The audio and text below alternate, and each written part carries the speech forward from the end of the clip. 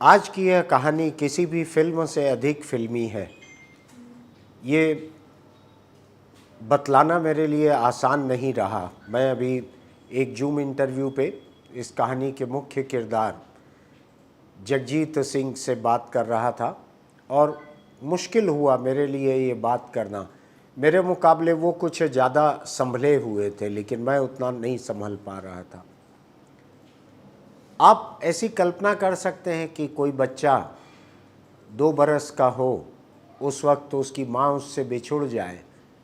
आज वो 37 बरस का हो जाए, तब तक माँ की कोई खबर न रहे, और बिछड़ने के 35 बरस बाद होश संभालने के बाद पहली बार माँ रूबरू उसके सामने रहे या वो माँ के सामने रहे। ये बड़ा दिल हिला देने वाली कहानी है ये, और असल ज़िंदगी की कहानी है। और ये पिछले 10 दिनों की ही कहानी है। ये पंजाब से निकल कर आई है।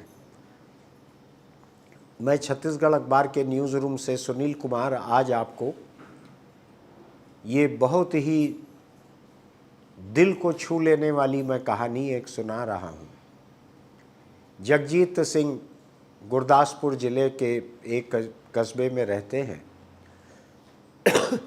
वो गुरुद्वारे में कीर्तन का काम करते हैं, वही नौकरी है उनकी। 2 बरस के थे कि एक हादसे में, एक एक्सीडेंट में, 2 बरस के भी नहीं, कुछ महीने के थे, और एक हादसे में पिता गुजर गए। माँ कुछ अरसा उनके साथ रही, 2 बरस का होने तक दूध पिलाकर बड़ा किया। फिर पारिवारिक हालात ऐसे थे कि माँ अपने मायके चली गई। जगजीत को बड़ा होने तक यही मालूम था कि दादा दादी ही उनके माँ बाप हैं। बाद में जब पता लगा और उन्होंने तलाश करने की कोशिश की तो कोई सिरा हाथ नहीं लगा। अभी इस महीने की 19 तारीख को वो पटियाला में आई हुई बाढ़ में लोगों को बचाने के लिए जाकर काम कर रहे थे।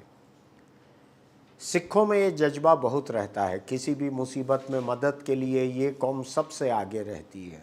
जगजीत बाढ़ से लोगों को बचाने के लिए लगे हुए थे, और अचानक देखिए कैसा संयोग होता है कि उनकी बुआ का फ़ोन आता है। वो कहती है कि कहाँ पर हो बेटा?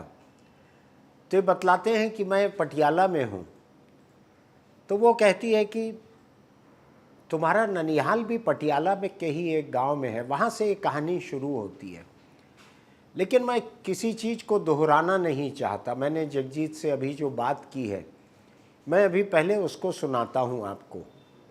और दूसरा ये कि जगजीत जिस वक्त अपनी माँ से मिले, उस वक्त का जो माहौल था, उनकी ज़िंदगी की सबसे बड़ी घटना थी, उन्होंने उसको भी वीडियो रिकॉर्ड किया है। तो हम उनसे मिली हुई वो वीडियो रिकॉर्डिंग के उसके टुकड़े भी आपको दिखाते हैं। फ़िलहाल मैंने उनसे जूम पर जो बात की है वो मैं अभी दिखाता हूँ कि आपकी आपकी बचपन की यादें क्या हैं जगजीत? देखिए बचपन में जब मैं आपको सभी जो मेरी स्टोरी है उसकी काफ़ी अच्छी तरह से पता चल ही चुका है। तो शुरुआत में जब मैं 6 मंथ का था, तो मेरे जो फ़ादर साहब थे उनकी एक्सीडेंट में मौत हो जाती है। तो उसके बाद जो मेरे दादी-दादा हैं वो मेरी परवरिश करते हैं, और जो मेरा मायका, मेरी मॉम का मायका है, और जो मेरे दादी-दादा की फ़ैमिली है। मेरी माँ जो है वो 2 साल मुझे अपना दूध भी पिलाती है, मुझे पालती है। उसके बाद जो दोनों ही परिवारों में आपस में वो मुझे नहीं मालूम कि उनके बीच में क्या बातचीत हुई, जिसकी वजह से मेरी माँ को मुझे छोड़ने को मजबूर होना पड़ा। तो उसके बाद जब 2 साल का था मैं और मेरी माँ मुझे छोड़ के गई, तो मेरी परवरिश मेरे दादा-दादी ने शुरू की। बहुत अच्छे तरीके से मुझे पाल-पोस कर उन्होंने बड़ा किया, ज़िंदगी का सुख दिया। हरियाणा पुलिस में मेरे दादाजी जॉब करते थे, और जब मैं 10th तक पढ़ा तो मुझे सिर्फ़ यही था कि जो मेरे दादी-दादा हैं वो मेरे पेरेंट्स हैं। वैसे भी क्योंकि उन्होंने मुझे कोई कमी नहीं आने दी, तो उनको मैं अपने जो समझता रहा कि मेरे पेरेंट्स हैं। और मेरी लाइफ में जब मैं छोटा स्कूल में जाता तो मेरे जो फ्रेंड्स थे, उनके जो पेरेंट्स थे, मेरे माइंड में आता था कि ये जो मेरे पेरेंट्स हैं वो थोड़े ओल्ड हैं और जो मेरे फ्रेंड्स के पेरेंट्स हैं थोड़े यंग यंग है। तो मुझे कुछ ना कुछ डाउट होता था, लेकिन मेरे दादा-दादी जब भी कोई रिश्तेदार या कोई पड़ोसी आता, तो मेरी बात शुरू होते ही वो उनको कह देते थे कि ये बात इसके सामने कोई नहीं करनी। तो मुझे कहीं न कहीं डाउट वो आता था। तो उसके बाद देन जब मैं थोड़ा और बड़ा हुआ तो 10th के बाद क्लास 1 में मेरी दादी जी थी। दादी मेरी वो मेरा साथ छोड़ गए, उनकी डेथ हो गई। ओहो! तो उसके बाद मैंने जब घर अपना मेंटेन करना शुरू किया, खुद स्ट्रगल अपनी लाइफ में कि खाना वगैरह भी खुद बनाना, साफ-सफाई और स्कूल में भी जाना। तो आकर जब कुछ समय बाद मुझे घर में पुरानी एल्बम्स मिली मेरे मॉम-डैड की जो मैरिज की थी। तो मुझे वो फिर डाउट हुआ कि शायद ये मेरे माँ-बाप होंगे, क्योंकि मुझे कहीं न कहीं उम्र के साथ बढ़ते-बढ़ते ये अंदाज़ा होने लगा था। तो मैंने अपने दादाजी को वो सवाल पुट किया कि ये एल्बम किसकी है? तो फिर उन्होंने रोक कर मुझे बताया कि ऐसे हुआ था कि तुम्हारे मम्मी-पापा जो वो एक्सीडेंट में उनकी डेथ हो गई थी, तो तुम ही हमारी वो मेरे बेटे की निशानी बचे थे और तुमको हमने पाला। यानी कि उन्होंने ये कहा कि तुम्हारे मम्मी-पापा की जो एक्सीडेंट हो गया है, ये नहीं बताया कि तेरी माँ जो है वो अभी भी ज़िंदा है। तो उस समय भी मुझे बहुत पहला शॉक लगा लाइफ में जब मैं अपनी दादी को खोया। तो दूसरा शॉक मुझे ये लगा कि हाँ, मेरे पेरेंट्स थे वो चले गए। ख़ैर उसके बाद मैं प्लस 2 की और थोड़ा मैच्योर हुआ। मेरी छोटी उम्र में ही मेरी मैरिज हो गई। अभी मेरी 34 ईयर ओल्ड ऐज है और मेरी बेटी जो है वो 14 साल की है हाँ, और मैं एक देख बेटा है। रहा था। मैं जी। फ़ेसबुक पर आपकी तस्वीरें देख रहा था। जी, जी। तो जब मेरी मैरिज हुई, मेरी वाइफ़ ने मुझे बहुत सपोर्ट किया, मुझे इस मुकाम तक पहुँचाने में, जहाँ मेरे दादी-दादा का हाथ है, मेरी बुआ का हाथ है और वहीं कहीं न कहीं मेरी फैमिली, मेरी वाइफ़ का भी हाथ है। तो उसके बाद जब मैं शादी के बाद मेरे दादाजी भी जो वो है, वो मेरा साथ छोड़ जाते हैं, उनकी भी डेथ हो गई। तो मैं अकेला अपनी फैमिली के साथ जो सर्वाइव करना शुरू किया, स्ट्रगल किया और पंजाब में काफ़ी अच्छा मुझे उस गॉड ने मेरा नाम बनवाया यहाँ मेरी लाइन में। तो उसके बाद मुझे कई रिश्तेदारों से ये पता चला कि मेरी जो पिछली लाइफ़ थी उसमें बचपन में क्या हुआ था कि शायद उन्होंने बताया कि तेरी माँ अभी भी है। किस कारणों के लिए वो आपको छोड़ के कोई ऐसा वहाँ माहौल बन गया कि तुझे छोड़ना पड़ा तेरी माँ को। तो मुझे फिर बहुत दुःख लगा कि यार जिसने मुझे पैदा किया है, वो अभी भी इस दुनिया में है लेकिन पता नहीं कहाँ है। तो मैंने कई बार अपने फ्रेंड्स से जो मेरे करीबी रिश्तेदार थे, उनसे पूछने की कोशिश की लेकिन अ, ये बात जब तक मुझे पता चली कि मेरी माँ इस दुनिया में है और जो इस राज़ को जानते थे, मेरी दादी, मेरे दादा, मेरे ताऊ, मेरी ताई, वो इस दुनिया से जा चुके थे। वो मेरा साथ छोड़ चुके थे जब मुझे पता चला कि मेरी माँ अभी भी इस दुनिया में है। ख़ैर मैंने बहुत बार जब मुझे ये पता चला कि मेरी माँ मुझे छोड़ के गई, तो मैं अपने आप को अब कोस रहा हूँ कि उस समय मुझे माँ लफ़्ज़ से भी नफ़रत हो गई कि यार, मैं इतना बुरा था कि मेरी माँ अब मुझे छोड़ के चली गई। तो कहीं न कहीं सारे रिश्तों से मेरा नाता जो वो नफ़रत भरा लगता था। तभी मैं सोशल वर्क में कई मेरी माएँ हैं जिनके मैंने ऑपरेट करवाए हैं, कइयों की सेवा की है उनकी, अभी भी करता आ रहा हूँ। तो जब मुझे पता चला कि मेरी माँ है, तो मैं बहुत सर्च करने की कोशिश की, अपने करीबी रिश्तेदारों से पूछा। तो अचानक अब रिसेंटली 19 तारीख को इसी मंथ जो पंजाब में फ्लड आया हुआ है, पानी कई ज़िले प्रभावित हुए हैं। तो हमारी टीम खालसा एड और भाई कन्हैया जी एनजीओ, उनकी तरफ से मैं सेवा में पटियाला ज़िले में सेवा निभा रहा था। तो उसी समय मेरे एक बुआ जी है, उनको शायद कुछ पता था। जब आज तक उनकी ज़ुबान से मेरे जो नानका परिवार है, जो मेरी माँ की फैमिली है, उनका ज़िक्र आज तक मेरी बुआ ने मेरे साथ नहीं किया। लेकिन जब उनका फ़ोन मुझे कॉल आती है, तो बेटा क्या हाल है आपके? कहाँ हो? वैसे जस्ट उन्होंने हाल-चाल पूछने के लिए फ़ोन किया, तो मैंने कहा मैं पटियाला में हूँ। तो पता नहीं गॉड ने उनकी जुबान में से वो लफ्ज निकलाया जो मैं आज तक नहीं सुना। उन्होंने कहा कि बेटा शायद तेरे नानका यहाँ पर है, तेरे नानी नाना का गांव है वो वही यहीं कहीं पटियाला में है। तो मैं एकदम से शॉक हो गया, वहीं सेवा छोड़ के मैंने कहा कि कहाँ पे है, प्लीज मुझे बता सकते हैं? तो उन्होंने शायद काफी लंबा समय हो गया था उनको गांव का कोई अच्छा इतना अच्छी तरह से पता नहीं था। फिर भी उन्होंने एक दो नाम दिए, और वो नाम में जो मेरे पास फ्रेंड थे उनको उस गांव का पता था। जहां हम खड़े थे वहां से 10 किलोमीटर वो गांव था। बोहड़पुर यहाँ पटियाला के पास से गांव है, जहां उन्होंने मेरी बुआ ने नाम लिया। तो उसके बाद में जब वो गाँव मेरे दोस्त मुझे कहने लगे कि आपकी स्टोरी है, आपकी मॉम अभी भी ज़िंदा होगी शायद, तो हमें वो गाँव जाना चाहिए, हमें हमें सर्च करनी चाहिए। तो हम वो गाँव पहुँचे, जहाँ मेरे नानी-नाना शायद थे। तो गाँव पहुँच के मैंने अपनी बुआ को दोबारा फ़ोन किया कि प्लीज़ मुझे कुछ और बता सकते हैं कि मेरे नानी-नाना का नाम क्या था? तो बुआ जी को कुछ भी उसका मालूम नहीं था, क्योंकि बुआ की उम्र भी तब छोटी-सी बहुत। तो मेरे एक ताऊ थे, मेरे अंकल, जो मुझे बहुत प्यार करते हैं अभी भी। तो वो शायद मेरे पेरेंट्स की शादी पे आए थे, और जब मैं उनके साथ बातचीत की तो वो थोड़ा बहुत जानते थे।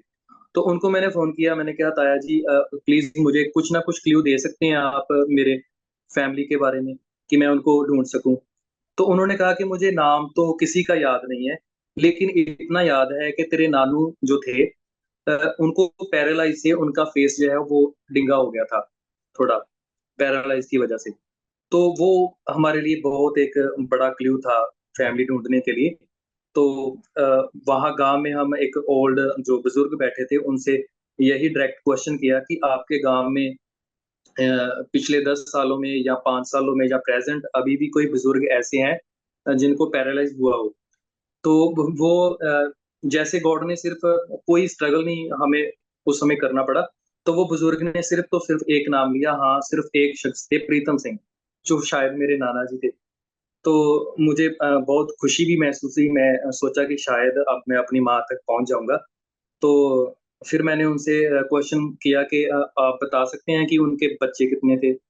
तो उन्होंने कहा उनकी 4 बेटियाँ और 1 बेटा था। वो अभी फ़ॉरेन में सेटल है सारे, और एक बुज़ुर्ग जो है प्रीतम कौर उनका नाम है, वो अकेले घर में रह रहे हैं। तो मैंने उनसे पूछा कि कोई बेटी उनकी जो जिनकी हस्बैंड की डेथ हो गई हो, तो उन्होंने वापस लेके आई हो या उसकी दोबारा मैरिज की? तो हाँ, उन्होंने कहा कि शायद एक थी।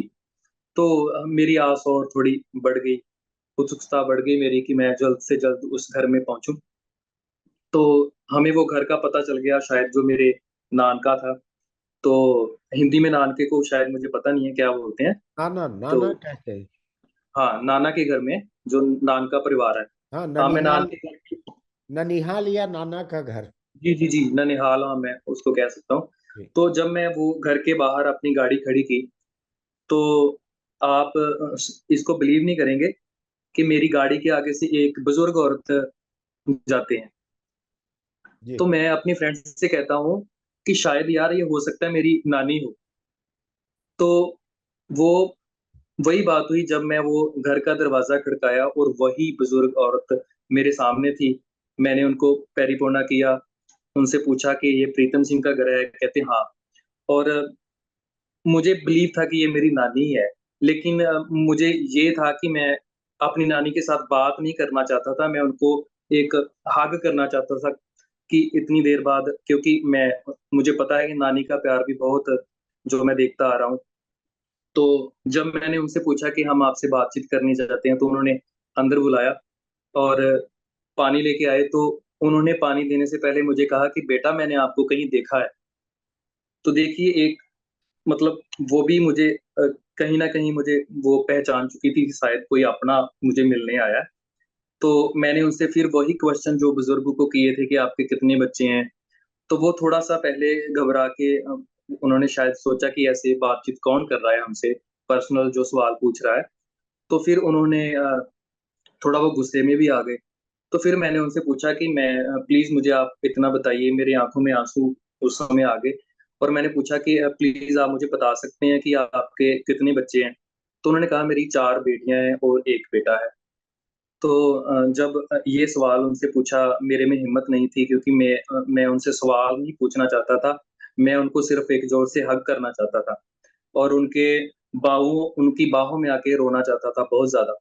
तो तब मेरे फ्रेंड थे, उन्होंने उनसे क्वेश्चन पुट किया कि आपकी कोई बेटी ऐसी जिसका हस्बैंड की पहले डेथ हो गई हो, तो आपने उनको वापस लेके आए हो।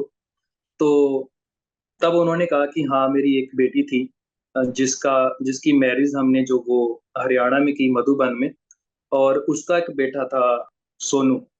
जी। तो मेरी जो खुशी का कोई ठिकाना नहीं था, मेरे हाथ-पैर काँपने शुरू हुए, मैं उसी टाइम खड़ा हुआ और अपनी रानी को बोला कि वो सोनू तेरे सामने खड़ा है, ये बदनसीब सोनू तेरे सामने खड़ा है। तो मतलब मैं वो बयान नहीं कर सकता जब मेरी नानी ने मुझे ज़ोर से चीख लगा के सोनू कह के मुझे हग किया और प्यार दिया।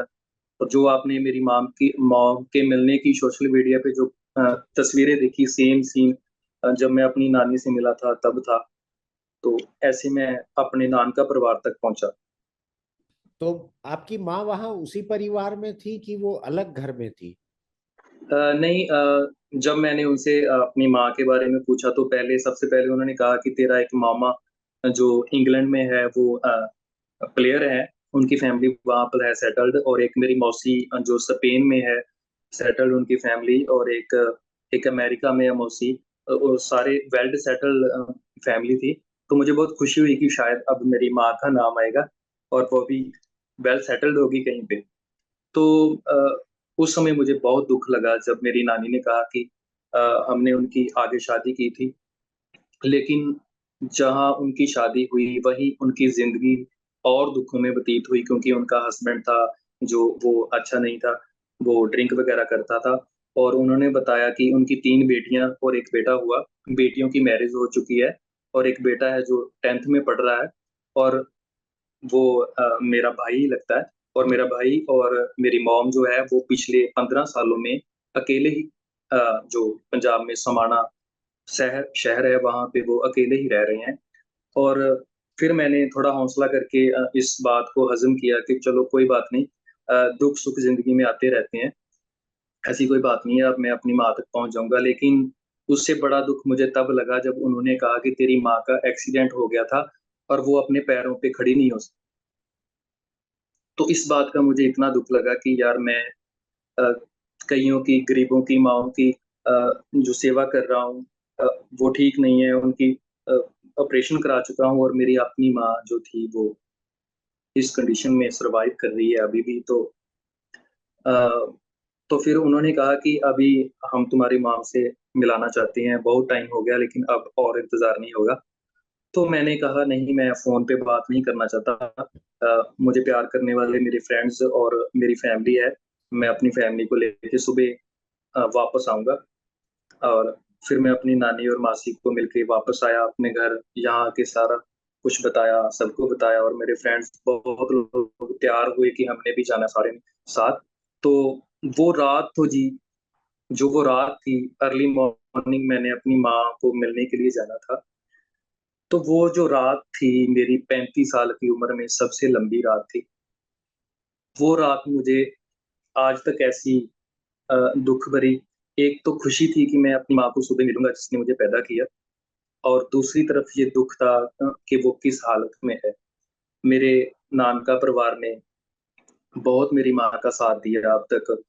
तो जब मैं रात सोया, नींद तो आ नहीं रही थी, और मेरी बेटी ने मुझे सुबह बताया कि पापा आप रात अ, बेड में सोए हुए थे और सोते हुए आपने ज़ोर से कहा, "माँ, आपकी टाँग कहाँ पे है?" तो आप बिस्तरे से नीचे गिर पड़े और हम सारे ने आपको उठाया, और वो रात अ, जब हम उठे सुबह, हमें जाना था अपनी माँ को मिलने के लिए। रात को लेके वो रास्ता, वो ख़त्म होने को नहीं आ रहा था, वो बहुत लंबा रास्ता। मेरे गाड़ी में बैठे मैं खुद ड्राइव कर रहा था, और मेरे फैमिली और मेरे फ्रेंड्स आपस में बातचीत कर रहे थे, लेकिन मेरी आँखों में सिर्फ़ मेरी माँ थी। मैं सिर्फ़ वही अपनी माँ को सोचकर अपने अंदर ही अंदर रो रहा था, और मुझे बेचैनी हो रही थी कि कब मेरी माँ, मेरा भगवान मेरे सामने होगा और मैं उनके दर्शन करूँगा। तो आखिरकार वो समा आया जब मैं अपने नानका परिवार में पहुंचा। मेरी माँ को वो अपने पास नानी ले आई थी रात को, ठीक। तो उनको पता नहीं था कि कौन मिलने आ रहा है, क्योंकि मैंने मना किया था कि माँ को नहीं बताना। तो जब मैं वहाँ गाँव में पहुँचा और अपने फ्रेंड्स को मैंने कहा कि सबसे पहले आप अंदर जाइए, और मेरी माँ की तबीयत इतनी अच्छी नहीं है, सो ऐसा ना हो कि वो मुझे देख के कहीं उनको कोई प्रॉब्लम हो, तो आप थोड़ा बहुत हिंट उनको पहले दे दो कि कोई आपको मिलने के लिए आ रहा है पिछड़ा हुआ। तो ऐसा ही उन्होंने, मेरे फ्रेंड्स ने, सभी ने किया। और जब मैं अपने नानका परिवार में उस फैमिली में दोबारा पहुँचा और अंदर एक कमरे में वॉकर के साथ, सहारे के साथ खड़ी हुई मेरी माँ, जिसने मुझे जन्म दिया था, और वो मेरे सामने थी, मैंने उनको नमस्कार किया। और फिर उसके बाद जो आपने सीन जो सोशल मीडिया में सारा देखा, जी। वो मैं बयान नहीं कर सकता कि मैं अपने भगवान के दर्शन करने के बाद मैं पहली बार अपनी माँ की गोद में उसके गले लिपट के रोया, और जो आपने सब वो देखा।